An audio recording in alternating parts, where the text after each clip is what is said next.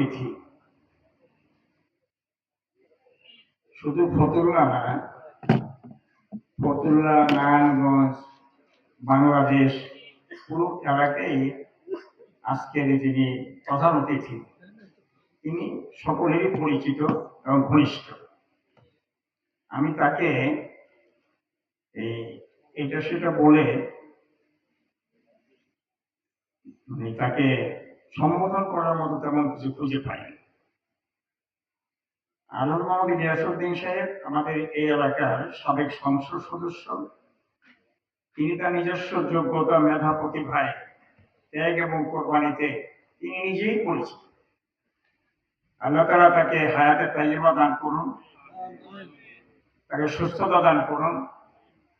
তিনি যাতে করে সামনের দিনগুলোতেও শুধু ফতুল্লা, নারায়ণগঞ্জ নয়, সারা বাংলাদেশের জন্য, সারা বাংলাদেশের কল্যাণের জন্য সক্রিয় ভূমিকা পালন করতে পারেন। আমি আল্লাহ তাআলার সেই তৌফিক কামনা করছি। সম্মানিত উপস্থিতি, আপনারা সকলেই জানেন আমরা দীর্ঘ 1 মাস সিয়াম সাধনার পরে আজকের এই ঈদ মনোরম অনুষ্ঠানে একত্রিত হয়েছে। ঈদ আমাদের কাছে একটা নতুন দিনের সূচনা করেছে, এটা নতুন ফতুল্লার সূচনা করেছে, এটা নতুন নারায়ণগঞ্জের সূচনা করেছে, নতুন বাংলাদেশের সূচনা করেছে। ঈদ আমাদের সবাইকে ঐক্যবদ্ধ করেছে, একত্রিত করেছে।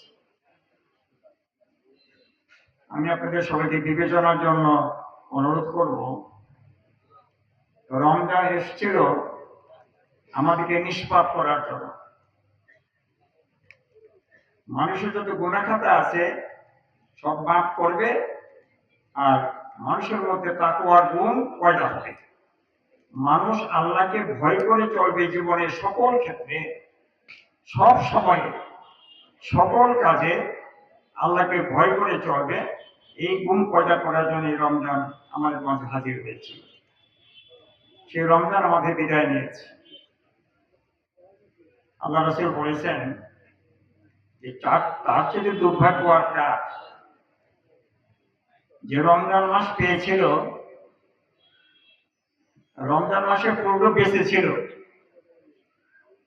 রোজাও সে রেখেছিল, তারাবিও পড়েছিল, নামাজও পড়েছিল, সে তার গুনাহ খাতা মাফ করতে পারে নাই, তার চেয়ে দুর্ভাগ্য আর কার হয়।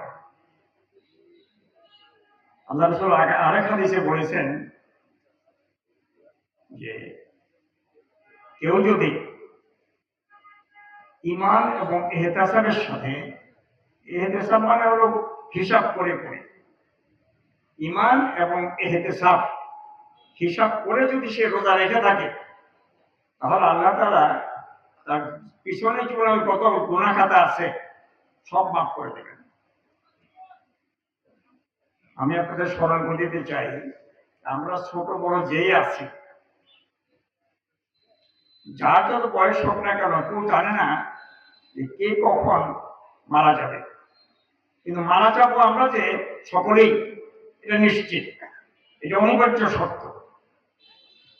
মরার পরে জীবন শুরু হবে যেটা, সেই জীবন যদি গুণামুক্ত থাকে তাহলে চিরদিনের জন্য শান্তিতে বসবাস করা যাবে। আর জীবন যদি গুণামুক্ত না করা যায়, তাহলে দুনিয়াতে তো শান্তি পাওয়া যায়নি, মরার পরে জীবনে কোনো অবস্থাতে শান্তি পাওয়া যাবে না। আমরা দল যেই যে করি না কেন, মৃত্যু অনিবার্য সত্য, মৃত্যুর পরে জীবন